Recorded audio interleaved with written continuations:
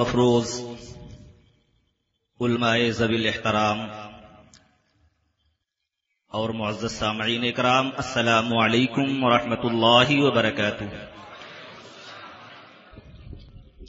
الحمد للہ رب العالمین والصلاة والسلام علی سید المرسلین وعلی آلہ الطیبین الطاہرین، اما بعد، قال اللہ تبارک وتعالی فی القرآن المجید والفرقان الحمید، اعوذ باللہ من الشیطان الرجیم، بسم اللہ الرحمن الرحیم، ولا تہنوا ولا تحزنوا وانتم الاعلون ان کنتم مؤمنین۔ سبحان اللہ۔ صدق اللہ مولانا العظیم وصدق رسولہ النبی الامین الکریم، ونحن علی ذلک لمن الشاہدین والشاکرین والحمد للہ رب العالمین۔ معزز سامعین اکرام، بارگاہ رسالت میں آپ صلی اللہ تعالی علیہ وسلم میں ہدیہ درود و سلام پیش کریں اور پڑھیں بلند آواز سے، اللہم صلی علی سیدنا مولانا محمد بارک وسلم صلاۃ و سلام دائما یا حبیبی یا رسول اللہ صلی اللہ تعالی علیہ وسلم۔ حضرات، میں کسی لمبی چوڑی تقریر کے لیے آپ کے سامنے حاضر نہیں آیا، بلکہ ان بزرگوں سے اصلاح لینے کے لیے چند منٹ آپ کے سامنے حاضر ہوں۔ حضرات، اللہ جل مجدہ الکریم قرآن بلاغت میں ارشاد فرماتا ہے، اے مومنو، سستی نہ کرو، غم نہ کھاؤ، تم ہی غالب رہو گے، شرط یہ ہے کہ سچے پکے مومن بن جاؤ۔ وَلَا تَهِنُوا وَلَا تَحْزَنُوا وَأَنْتُمُ الْأَعْلَوْنَ إِن كُنتُم مُؤْمِنِينَ۔ کوئی دنیا کی طاقت تمہیں زیر کر ہی نہیں سکتی، پوری دنیا کی طاقت مل کر کے تمہیں زیر کرنا چاہے، تم عاشق رسول بن جاؤ، تم غلام رسول بن جاؤ، تم ہی غالب رہو گے سارے زمانے پر۔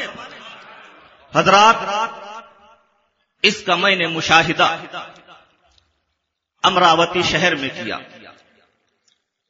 پوری وہابیت ایک طرف، چند جانیں ایک طرف، چند عاشق رسول ایک طرف، ہزاروں کی تعداد میں وہابیت، گستاخ رسول، توہین رسول کرنے والے ایک طرف۔ لیکن حضرات، میں نے دیکھا، میری آنکھوں نے دیکھا کہ مجھ پر، ہمارے حشمتی شمشیر پر، شیر رضا پر ڈنڈوں کی بارش ہو رہی ہے، پتھروں کی بارش ہو رہی ہے، لوگ گاڑیوں پر چڑھ گئے ہیں، لیکن میں مسجد میں کھڑے ہو کر کے آپ کے سامنے یہ بیان کر رہا ہوں کہ میرے اندر نہ جانے کہاں سے اللہ تعالیٰ نے ایسی قوت و طاقت دے دی تھی کہ میں یہ ساری چیزیں دیکھنے کے باوجود بھی میرے چہرے پر، حشمت شمشیر کے چہرے پر کسی قسم کو کوئی شکن بھی نہیں آ رہی تھی، بلکہ ہم بیٹھے ہوئے تھے اور اللہ تبارک و تعالیٰ پر بھروسہ کیے ہوئے بیٹھے ہوئے تھے۔ تو الحمدللہ اللہ تبارک و تعالیٰ نے ہماری مدد فرمائی، اور سینکڑوں وہابی ہمیں نیست و نابود کرنا چاہتے تھے، اس شخص رضا کو مٹانا چاہتے تھے، بار بار اس پر قاتلانہ حملہ کر رہے تھے، لیکن اللہ تبارک و تعالیٰ کی کرم فرمائی ہوئی، اللہ تبارک و تعالیٰ نے ہماری غیب سے مدد فرمائی، سینکڑوں وہابی مل کر کے ہمارا بال بیکا نہ کر سکے۔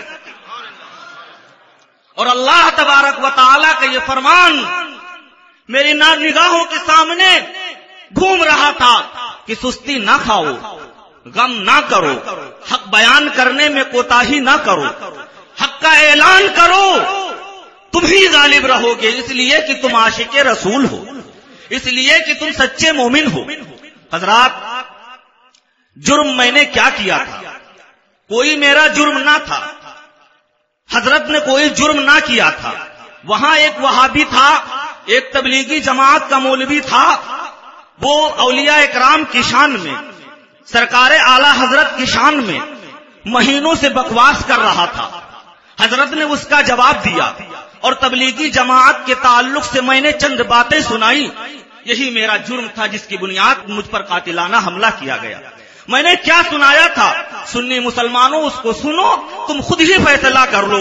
حضرات، یہ میرے ہاتھ میں ایک کتاب ہے، جس کا نام ہے القول البلیغ فی التحذیر من جماعت التبلیغ، یہ سعودی حکومت نے چھاپا ہے. آج سے کئی سال پہلے یہ سعودی حکومت نے چھاپا اور چھاپنے کے بعد میرے پاس پہنچی. یہ تبلیغی جماعت والوں کے رد میں یہ کتاب ہے. اب بتائیے ایک سنی مسلمان اگر لے کر کے یہ سنا دے کہ دیکھو تبلیغی جماعت ایسی ہے، تبلیغی جماعت کے تعلق سے سعودی والوں نے کیا کہا ہے، سعودی کے علماء نے کیا کہا ہے، تو اس میں سنیوں کے جانب سے کسی قسم کا کوئی جرم نہیں ہے، بلکہ تمہیں پکڑنا تو چاہیے تھا اس شخص کو جس نے یہ کتاب چھاپی ہے. تمہیں تو رد عمل کرنا چاہیے تھا ان لوگوں کے خلاف جنہوں نے یہ کتاب چھاپی، جن کے مدد سے یہ کتاب چھاپی. ہم تو سنا رہے ہیں، تمہیں خوش ہونا چاہیے، لیکن حضرات حق کڑوا ہوتا ہے. وہ نہیں چاہتے تھے لوگوں کے سامنے ہمارا مکروہ چہرہ آئے، ہمارا ناپاک چہرہ آئے. جب ان کا ناپاک چہرہ سعودی حکومت سے چھاپی ہوئی کتاب کے ذریعے دکھا دیا گیا تو انہیں کتنا برا لگا کہ ہمارے جان لینے پر وہ تیار ہو گئے. حضرات اس کتاب میں کیا ہے ذرا آپ سنیں. بڑی جلدی سے میں اپنی گفتگو ختم کرنا چاہتا ہوں. یہ ہمارے معزز ہماری مرکز عقیدت بیٹھے ہوئے ہیں حضرات، ان سے آپ تفصیلی گفتگو سماعت کریں. حضرات اسی کتاب کے سب سے شروع میں سوال کیا گیا تبلیغی جماعت کے تعلق سے، کیا تبلیغی جماعت کے ساتھ نکلنا چاہیے یا نہیں، تبلیغی جماعت کے ساتھ تبلیغ میں جانا چاہیے یا نہیں، تبلیغی جماعت کیسی جماعت ہے. تو حضرات جواب دیتے ہوئے اس کتاب کا مصنف لکھتا ہے والجواب ان اقول اما جماعت التبلیغ فإنهم جماعة بدعة وضلالة وليسوا على الأمر الذي كان عليه رسول الله صلى الله تعالى عليه وسلم وأصحابه والتابعون لهم بإحسان. پوچھا گیا تھا تبلیغی جماعت کے ساتھ نکلنا چاہیے یا نہیں، تبلیغی جماعت کیسی جماعت ہے. تو جواب دیتے ہوئے اس کتاب کا مصنف لکھتا ہے رہی جماعت تبلیغ تو یہ بدعتیوں کی جماعت ہے، یہ گمراہوں کی جماعت ہے. یہ اس طریقے پر ہے ہی نہیں جس طریقے پر رسول اللہ صلی اللہ تعالی علیہ وسلم تھے، یہ اس طریقے پر ہے ہی نہیں جس طریقے پر صحابہ اکرام اور ان کے متبعین یعنی تابعین اکرام تھے. حضرات میں نے کوئی جرم کیا؟ میں نے تو تبلیغی جماعت والوں کا چہرہ انہی کے کتاب سے دکھایا. حضرات تبلیغی جماعت کی سب سے اہم کتاب ہے جسے تبلیغی نصاب کہا جاتا ہے. یہ مصنف اس کتاب کے تعلق سے کیا لکھتا ہے ذرا سماعت کریں. حضرات تبلیغی جماعت کی کتاب جسے تبلیغی نصاب کہا جاتا ہے یہ لے کر کے اس کو گھر گھر پھرتے ہیں، دکان دکان پر اسے پڑھ پڑھ کے سناتے ہیں، مسجدوں میں سناتے ہیں. اب اس مصنف کی زبانی آپ سماعت کریں کہ وہ کیسی کتاب ہے. تو یہ مصنف لکھتا ہے وقد جعل التبلیغیون هذا الكتاب عمدة ومرجعا للهنود وغيرهم من الأعاجم والتابعين لهم وفيه من الشركيات والبدع والخرافات والأحاديث الموضوعة والضعيفة شيء كثير فهو في الحقيقة كتاب شر وضلال وفتنة. تبلیغی جماعت کے تعلق سے جو کتاب ہے تبلیغی نصاب اس سے پہلے لکھا ہے وَأَهَمُّ كِتَابِ عِنْدَ التَّبْلِيغِيِّينَ كتاب تبلیغی نصاب الذي ألفه أحد رؤسائهم المسمى محمد زكريا الكاندهلوي ولهم عناية شديدة بهذا الكتاب فهم يعظمونه كما يعظم أهل السنة الصحيحين وغيرهما من كتب الحديث. مصنف لکھتا ہے تبلیغی جماعت والوں کے نزدیک، تبلیغی جماعت کے نزدیک سب سے اہم کتاب جو تبلیغی نصاب ہے اس کا مصنف محمد زکریا ہے. یہ ان لوگوں کے نزدیک کتنی اہم کتاب ہے. مصنف لکھتا ہے کہ یہ وہ لوگ تبلیغی نصاب کی ایسے ہی تعظیم کرتے ہیں جیسے اہل سنت والجماعت صحیحین یعنی کتاب مسلم کی تعظیم کرتے ہیں، کتاب بخاری کی تعظیم کرتے ہیں. اب اس کتاب میں ہے کیا؟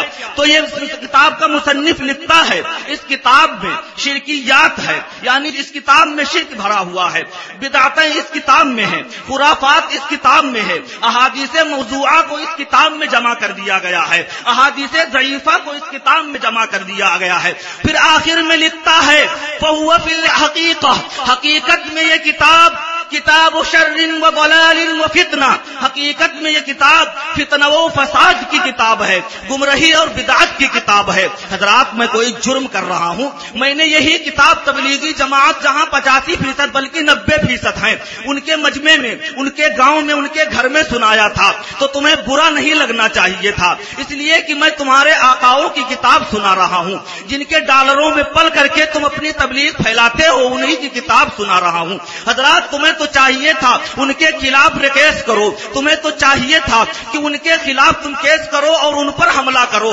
لیکن حضرات انہوں نے ہم پر حملہ کیا۔ سننے مسلمانوں، اللہ تبارک و تعالی فرماتا ہے، اے سننے مسلمانوں، اے عاشق رسول، تم اعلان حق کرتے رہو، پوری دنیا میں تم ہی غالب رہو گے۔ سامعین کرام، اگر آپ اس طرح کی اور تقریریں سننا چاہتے ہیں تو موبائل میں انگریزی کا صرف ایک حرف ٹی لکھیں اور 8080 430 440 پر SMS کر دیں۔ حضرات اسی کتاب میں لکھا ہوا ہے، یہ کتاب کیسی کتاب ہے؟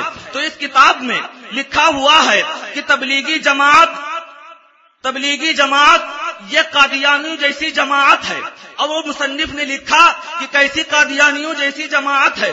تو حضرات صفحہ 31 پر آئیے، ہم آپ کو دکھاتے ہیں کہ قادیانیوں سے ان کا کتنا رشتہ ہے، اور قادیانیوں کا جہاں سے کنیکشن ہے وہیں سے ان کا بھی کنیکشن ہے۔ حضرات اس کتاب کا مصنف صفحہ 31 پر لکھتا ہے، حكى لي حاج أن نشاط القاديين والتبلیغیین ممنوع في مصر۔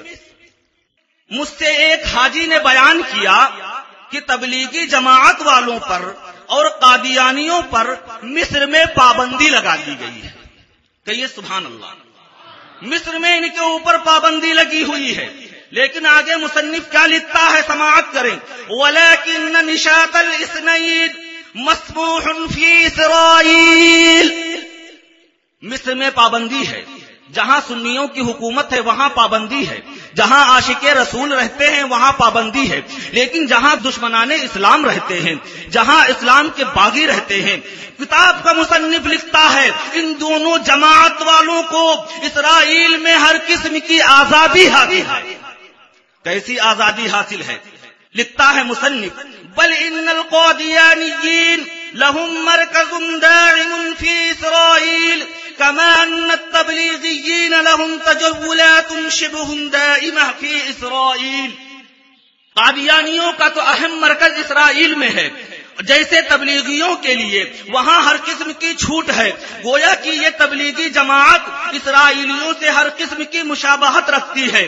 حضرات آپ دیکھیں، گویا کہ مصنف یہ بتانا چاہ رہا ہے اور کھلے لفظوں میں بتا رہا ہے کہ قادیانیوں کا مرکز اسرائیل میں ہے، اور اسرائیل کی دہشت گردی، اسلام مخالف جو اس کی کارروائیاں ہوتی ہیں آپ کے سامنے ظاہر ہے، بلکہ دنیا والوں کے سامنے ظاہر ہے۔ حضرات ایسے ہی جس طرح اسرائیل میں قادیانیوں کے لیے ہر قسم کی آزادی حاصل ہے، ایسے ہی اسرائیل کے اندر تبلیغی جماعت والوں کے لیے ہر قسم کی آزادی حاصل ہے، جاتے ہیں دھڑلے سے پھرتے ہیں۔ تو اب آپ سے سننے مسلمانوں خود غور کرو، مصنف بتانا چاہ رہا ہے اسلام مخالف جتنی تنظیمیں ہیں قادیانیوں کا بھی اس سے رشتہ ہے، اور ان تبلیغی جماعت والوں کا بھی اس سے رشتہ ہے۔ حضرات یہ کتاب ہے، تبلیغی جماعت کا مکروہ چہرہ آپ نے دیکھ لیا۔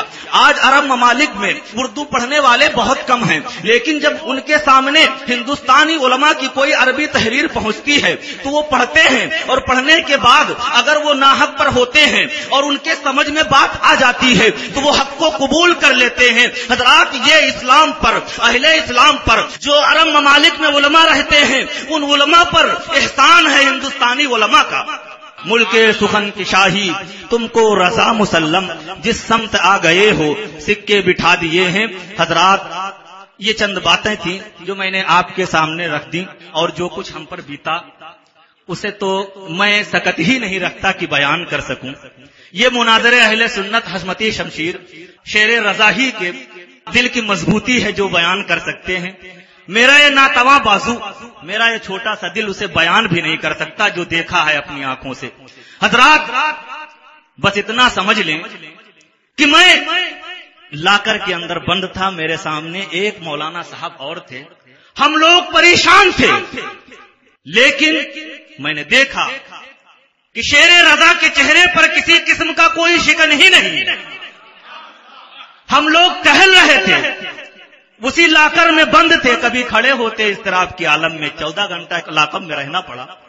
لیکن میں نے دیکھا، اپنی آنکھوں سے دیکھا کہ بزرگوں کے اندر جو اللہ تعالیٰ توانائی عطا فرما دیتا ہے، میں نے اپنی آنکھوں سے دیکھا کہ وہی طاقت و قوت اس شیر رضا کے اندر ہے. کبھی نہ کسی قسم کی جنبش ہوئی، جس حالت میں بیٹھے ہیں اور بار بار فرماتے ہیں عالم رضا کیوں مضطرب ہو رہے ہو، عالم رضا کیوں پریشان ہو رہے ہو، لا تحزن ان اللہ معنا، تم غم نہ کرو، کوئی آئے یا نہ آئے اللہ ہمارے ساتھ ہے. اور بار بار غلام شیر رضا حضرات فرماتے الحق یعلو ولا یعلا، بھول گئے کیا تم حدیث پاک، کیوں اتنا مضطرب ہو رہے ہو؟ حق کبھی مغلوب نہیں ہوتا، حق ہمیشہ غالب رہا کرتا ہے، کوئی آئے یا نہ آئے اللہ ہمارے ساتھ ہے، انشاءاللہ ہم ہی غالب رہیں گے، وہابی دیوبندی مغلوب ہو کر کے رہیں گے. وآخر دعوانا ان الحمد للہ رب العالمین.